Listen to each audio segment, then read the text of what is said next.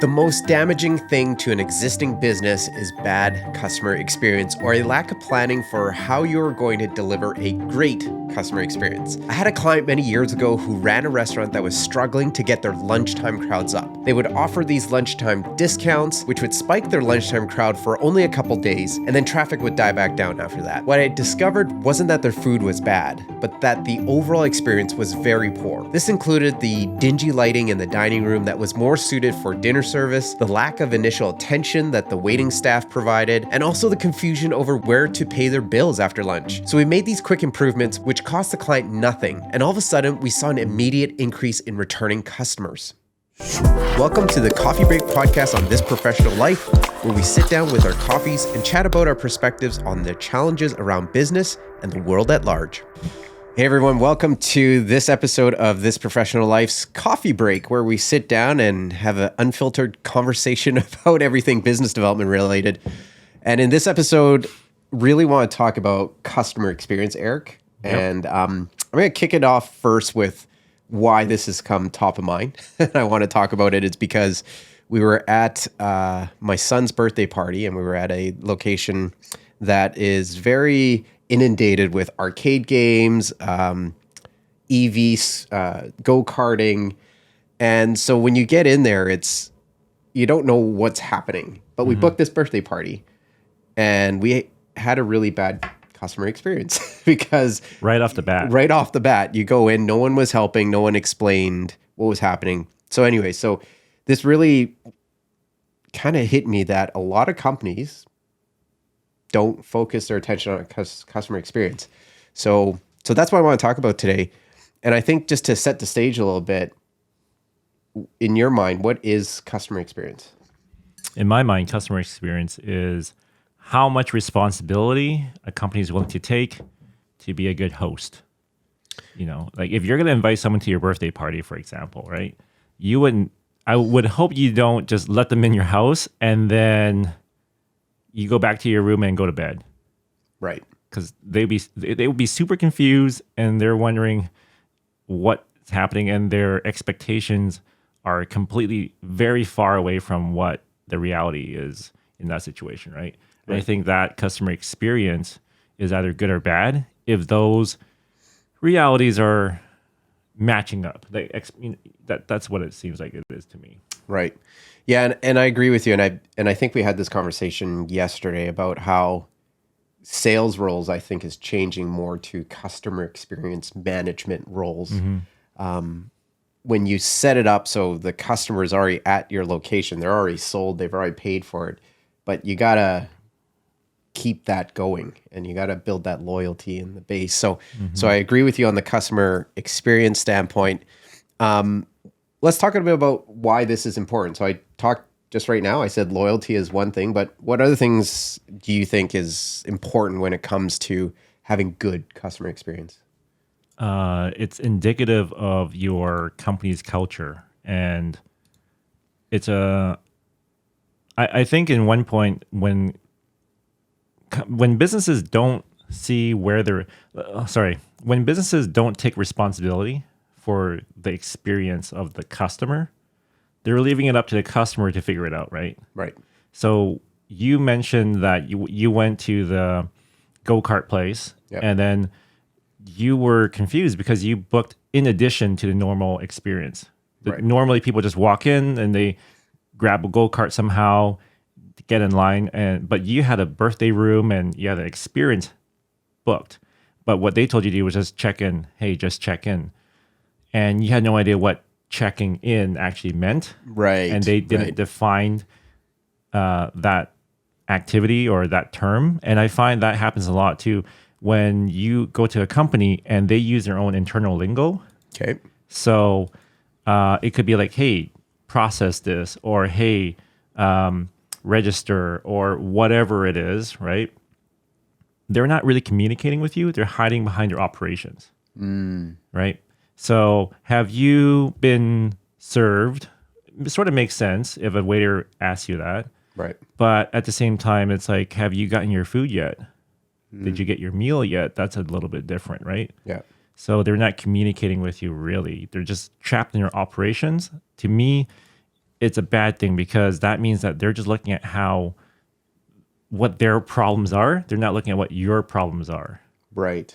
So another kind of awareness level is needed in that business experience in order for you to be treated like a real human. And I think that's just that's a very low bar, right? Right.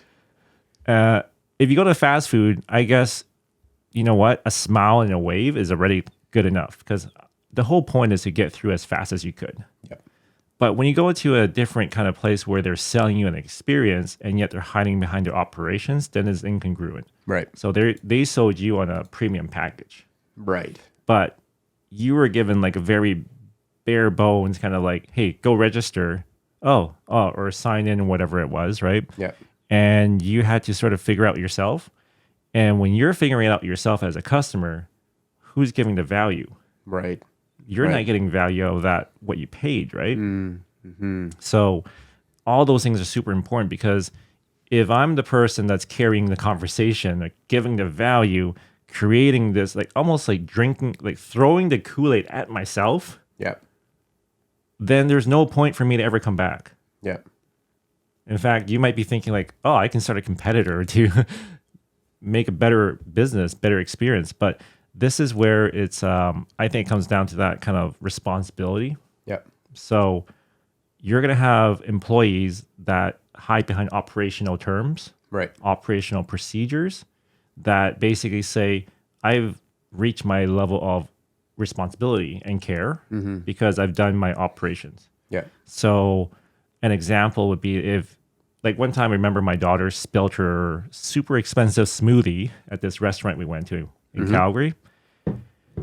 And the waitress, I think who was actually like an owner, Yep. just gave us this look where it's like, oh, great. Now I got to like clean this mess. Right. And my daughter's 4 at that time, right? And I'm thinking, great, I just spent $8 on this stupid smoothie I didn't want to buy. Right. It looks super frilly. It's got the umbrella and everything in this tall cup. And that was that. She cleaned it begrudgingly. My daughter's upset. So now, where does responsibility for our experience go? Is it up to me as a dad to be like, I'll get you another one. I'll spend another $8. Yeah. But I don't want to spend another $8 for this crappy experience right now Right. because I feel like the owner should have done something for us, right? Yeah. That's my opinion. They don't have to because they've operationally served me that first drink I've purchased. So I ended up buying another drink, Right. but we never went back. Yeah. And this is a scary thing. If the customer is going to generate their own experience, and I'm sure you know what I'm talking Yep. about, right? Yeah. Yeah. When they ask you, how's everything? How honest are you? You're not going to be. No. Some people will be, Yeah. If you, but a and lot of people won't.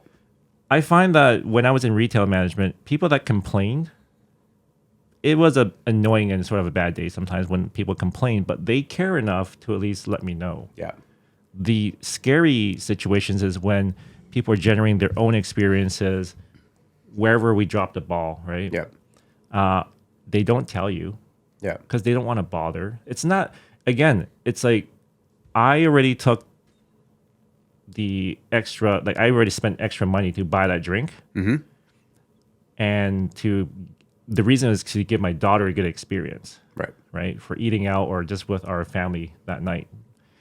But I'm not here to now further give you this insightful review Right. to help you improve the business because I already feel like I'm doing too much. Yep. Yep. Maybe if you compensate me, Yeah. Yeah. I would have, like, ironically, if they had picked up the responsibility to me at that time to give us a free drink, because I know cost wise, Yep. we know the markup, right? But then that would have been a key opportunity for me to leave a good review for them because I'm like, wow, you really stepped up. Yep. But in any case, that's where I see this whole experience go for. And this is where you have no loyalty, Right. but you have no feedback. Yeah. And your staff, back to the cultural part, think it's fine Yep. if that's what the expectation is, right? Yep. So So I want to frame this a little bit more from a business development standpoint, because that's kind of the theme of what we're talking about too, and why business development sales individuals need to care about customer experience. And this is where I find that, from my experience, a lot of BD people, salespeople, they kind of leave that and say, that's not my job, right? That's someone else's job. My job was to bring in the business, lay the groundwork to get the sales in, generate new revenues. And my thing is this: if BD people and salespeople don't care about the customer experience, you essentially have to work 10 times harder to get that next sale. Because one of the things that is, I would say, the most cost effective in generating new business is actually from your current customers. Mm-hmm. And so, to your point about loyalty, leaving feedback, it's a lot cheaper from an ROI standpoint to have you come back now to that restaurant, right, to the business, to hire that lawyer again, whatever it is, than the BD person going out and establishing a whole new marketplace, bringing in new clients, and then burning the bridge. Starting from zero again, right? That you build no momentum if every single time you're sort of cornering people into coming to give you business and then giving them a bad experience, right? I think it comes down to trust too. Yep. I can't trust this business if they leave me hanging after I've made a commitment. Right. Right. Right. So we can do a whole song and dance. We can do the meets and the demos and whatever else, that business development part entails. Yep. And the irony is that business development, like you were saying, is developing relationships. Mm-hmm. Right. Mm-hmm. And so you're going to do very relational things. But once you get into the scenario of, let's say you've committed, you signed a sales purchase agreement, or you're going to a restaurant, as simple as that, right? Yep. Then that's like a transactional kind of activity technically, but you can't negate the relationship that was previously built. Because if you do that, then it's like what you said, you just burn the bridges again. Yeah. So I say, don't worry about it, Chris. You're awesome. Let's do business together. And you're like, yeah, awesome, Eric. I trust you. Yeah.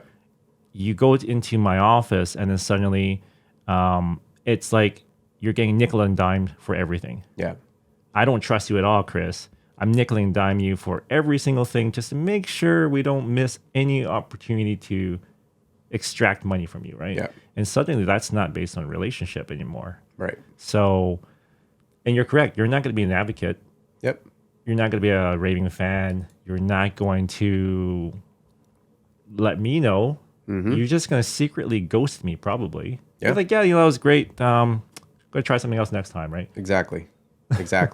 Well, no, and that's why, I always push for, especially in big corporate firms, and I've experienced this directly, where, you got your business development and salespeople. They do a great job. They bring in, the new client, and then it falls short on the onboarding process, the client communication process, and then for some reason, though, I would say this is funny. For some reason, the client exit experience somehow is on point. You've got like the exit surveys, everything's ready to go. Right. But you forgot about the onboarding and then the client management. And so this is why I'm a huge advocate for BD people and salespeople to be part of that client or customer experience process. Yeah. I think it's super important to have that alignment with the whole team that goes through. Because as a business development person, it is super frustrating. To your point, we're building this trust. We build a great relationship. Mm-hmm. You like me. I've sold you on the firm. Yeah. Then you come in and you're like, hey, Chris, man, what was that about? And you go through that onboarding and it's horrible. Now I look bad as a BD person. Yeah. And I've burnt the bridge there. And you're going to say, hey, Chris, I like you, but like, I can't buy from your firm anymore. When you build really strong relationships, you might get the benefit of the doubt a few times, but you're right. Then you get fatigued.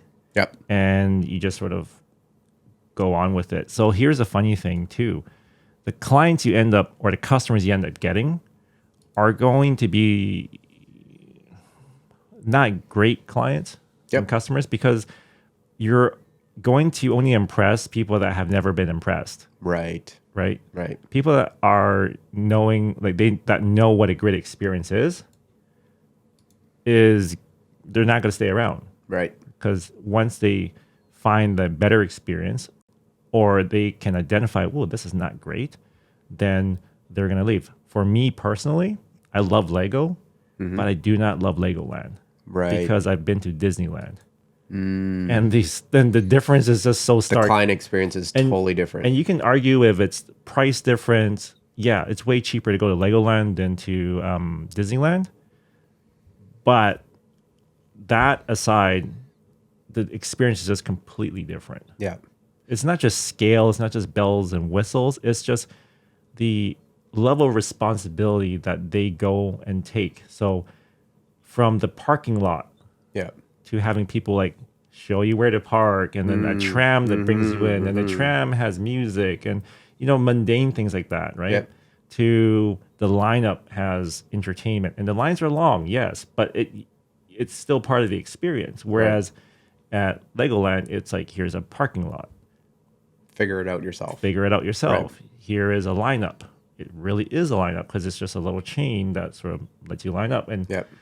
it's a completely different level of responsibility. We talked about West End to Mall. Yep. The parking. The parking, It's right? horrible. Yeah. So we're in Edmonton, Alberta, Canada, and West Edmonton Mall is one of the largest malls in North America. The same owners own Mall of America as well. And the parking is horrible. And so you're driving around, you're initially excited to hit up, the largest mall in North America, but then you're looking for parking and it is horrendous. It's horrendous. So that alone, from a customer experience standpoint, it doesn't matter how good the stores are No. at West Ed. No. That's why I avoid West Edmonton Mall like a plague. You seriously cannot find parking if you're not really aggressive and stalking people, inching your car as people are walking.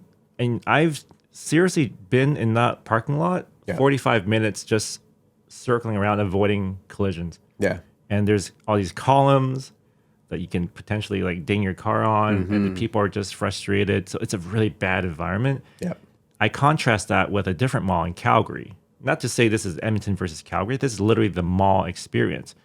Chinook Mall in Calgary Yep. has underground heated parking for free. Yep. It's got like this indicator, even when you pull into the door, how many spots are available. Yep. And of course, those green and red lights. So they have these lighting systems, and if it's a green light over the parking space, it means no one's parked there. So you can easily identify where there's parking. So it makes that experience that much better. And it's not 100% accurate, but at the same time, it's way more curated. Yep. It's way more, like, you can tell that they took that responsibility to provide you an experience from when you get on their property, Yeah. Yeah. right? When you turn into the property. Right. Versus at West End Mall, I would say they sort of stop short at their doors. Right. Once you can walk into the mall, then it's clean, it's great, there's stuff happening. But it's up to you to figure out what you want to do with your car. Yeah. And Yeah. I mean, this is a crazy thing too. A day after we went to West Edmonton Mall, had a terrible parking experience. They actually had part of their parkade collapse because of ice problems. That's not good. So that's what I mean. Like, they are neglecting that, but Yeah. it's a perspective of like, hey, we're like, I think that's when I'm going back to that culture, right? Right. And even the employee kind of MO, how they operate and how they think, because they're going to think, well, that's outside our doors. That's not our problem. Yeah. Maybe they just think about it in terms of liability, because I think the truth is this too. The more you take on as a company, it's an advantage, right? So let's say another mall understands this. In Edmonton, there's another mall called Southgate Mall. Way better parking experience. Right. Way better. Indicators and stuff like that. And ironically, well, not ironically, but it's operated by the same company that operates Chinook Mall in Calgary. Yep. The one I just referenced. But you can say that, hey, if we're going to start overtly show that we take responsibility for parking and everything, then maybe we have more liability. Maybe we're more vulnerable. Yeah. And I think it's true. But at the same time, that's where the value comes. Right. So So one thing you touched upon that that I want to kind of wrap up on the customer experience side is the attracting the right clients as well. So this goes back to the biz dev people and the sales people. One of the things is we always talk about building your ideal client profile, right? So you're trying to get your ideal customer, your ideal client in. The problem with horrible customer experience is that you're right, and you mentioned this before, is you end up attracting the wrong clients when you have the wrong experience, because different experiences will attract different clients. And so I feel that, again, it goes back to, it just destroys your whole synergies that you have between your biz dev, your sales, your marketing, and your operational team. When they don't work together, you now create this funnel of not the ideal clients, and clients who then on top of that don't value. So what you try to do, and I've seen this, right? You bring in a client and it's not the right client. It's not a good fit culturally, whatever it is, because you had bad customer experience. And so you attract these clients in, and then halfway through, you're like, oh, I want to try to, that low hanging fruit, organic growth. I'm going to add value, and then they're going to appreciate that, and then they're going to hire us again. And what happens is you get these clients that go, no, I'm not paying for that. Yeah. I don't want that. Like, because they see zero value, you've set this up almost for failure. So I think that's a very other important thing to note when it comes to customer experience. It has to exude your culture and the ideal client that you want to bring in your firm. Because if you don't, it's how many times have you done a branding activity with a company, and they say that we're going to be the best, we're world class, and then you go all the time. What did you tell me the other day? You taught me about client personas, right? Yep. And so you make a client persona, right? And whoever makes, which company out there makes a client persona saying, I want all the mediocre people out there that have no ambition and no money to spend. No one makes that, right? Yeah, no one and does. Yet, does your client experience in the door, if not at the parking lot, okay, let's just keep it in the door for now then as a lower standard. Does it meet that level of what your client persona is? Or literally, are you just fooling yourself? Should you just say, okay, we just want to attract people that have no standards? Yep. Because I've contemplated this myself a lot. And I think fortunately in some ways, the accounting industry does such a bad job of marketing that we get away with it. I'm sorry, current clients, we will try to do better. But that's also a legal component or, compliance component, taxes. Like there's a different dynamic there. Right. But I generally find that if you're going to go to not that I support luxury brands per se, but they exist, but they do a great job in making sure that the experience starts and ends flawlessly. Right. Because that's how they take like $100 product and sell it for $1,500. Yep. Really, But you don't even have to look high end. Walmart, they spend a lot of money on customer experience, from entering Walmart to where things are placed, right? So even on discount sellers well, who have the lowest price model. For me, I don't like going to Walmart. But that's me personally. Again, it's a good point though, because there's got to be so many different people in this world. Yep. But at the same time, it's just to make sure that your persona Correct. lines up, which is the marketing side, right? It is. Lines up with the operationals. Yep. And also with the sales kind of situation, right? Yep. So if I go into a high-end store and all I see are like sale, for sale, discounts, it would make no sense. Yeah. On the other hand, if you go into a Walmart and all you saw were very kind of like high-end expensive things, that wouldn't make any sense either, unless they were super wrong discounted. clientele. Yeah. Yeah. But at the same time, I think the as long as you sort of are congruent and maybe like your business is not as complicated, or you simplify your business a little bit, then it's a better experience. Yeah. Before you head into the clouds and like do the branding and do the personas, everything looks great, but So I want to wrap this up and just kind of review how you make a good customer or client experience. And we've covered these points, but let's kind of review this a little bit. So if I take a look at the funnel, you got your biz dev, your sales team brings in the customer and the client. So I think the first thing is onboarding. And it doesn't matter if it's a professional service firm or if it's a retailer like the go-kart place we had, that onboarding. So if it's the retailer, it's like when customers first come into your store, how are they received? I think for a professional services firm is what do you need to get your clients so they're comfortable with your processes, your systems, and they understand if they have any issues, who they need to go to. So I think from how to make a good customer experience, you've got your onboarding. And then the next is probably the maintenance and the communication with clients. Are you communicating frequently with your customer, with your client? If you're a financial planner, are you in communication with your clients? We talked to Crystal on the podcast where it seems that when markets are down, there's zero communication from the financial planner. Of course, when there's a big win, big gain, they're there all the time, right? So are you communicating consistently with the customer? I think that has to be there as well. And if you're communicating when things are going well or poorly, it's important, probably more important when things are not going as planned. And I think you match the level of service to an honest assessment of how stressful your product is. Right. So what I mean by that is you went to a kid that you planned your son's birthday party, which is sort of chaotic to begin with, right?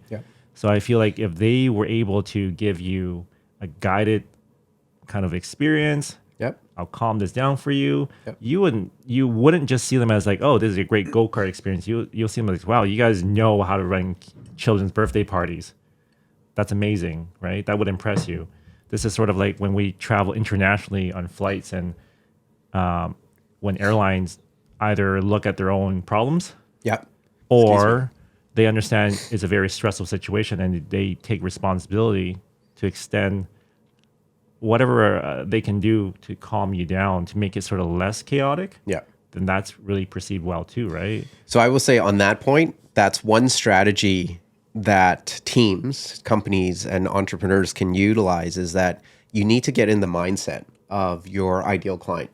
And so for that go-karting place is you need to realize when the customer's coming in, it's already chaotic. The customer's already stressed out about their kid's birthday party. So they have zero, I would say, attention to all these extra noises and sounds. So it's very confusing for the parent going in. So when you're building out that customer experience, one strategy is definitely get into the mindset of your customer almost on their worst day. So same thing with an accounting firm, right? So what's one of the biggest stresses? Well, getting that letter from the tax agency, tax regulator saying you owe us money, that's like, as a business owner, you're freaked out because, I don't know, they're going to garnish my wages or something to get the payment. So almost need to put that mindset in. Your ideal client on their worst day is coming to see you. How do you set up an experience so that it takes that anxiety away and they feel more comfortable working with you? So I think that's a big strategy. It's a lot of empathy there. Like that's an awesome topic to talk about. We definitely can go down this rabbit hole way more. And I think it's humbling because sometimes we get really caught up in terms of what our internal problems are, right? And there are a lot of complexities running a business. And it's hard to see things with fresh eyes. But I think that's what ended up happening. So if you're day in and day out going to the business that you run, you would understand, even if you try to fool yourself to have fresh eyes, right? But you generally understand how things work. You might know that secret spot, if there's any, at Westhampton Mall, which lot is like the least busy for some reason to park at, but most people will not know that. And it's not realistic for your experience to be based on every customer having the best day ever. Right? That's a great point there. There are a lot of resources out there. Customer experience is become a whole industry, especially on the consulting side. The metrics and the way they measure customer satisfaction, loyalty, repurchasing, customer lifetime value, all those metrics they have found statistically are impacted heavily by customer experience. So there's no shortage of resources out there, but it also says that companies who don't focus on the customer experience, along with all the other things in the ecosystem and funnel, are not going to succeed, especially in today's world where competition is heavy. It doesn't matter what industry you are, what's unique, and that's where you have an opportunity with customer experience. So thanks for joining us on Coffee Break here on This Professional Life. Make sure you hit that subscribe and like button, and in the comments, let us know what you want us to talk about in our next coffee break, and some topics, whether it's biz dev, sales, or customer experience. Let us know. Well, we may not stay on that topic exactly, but we'll try. All right. Take care.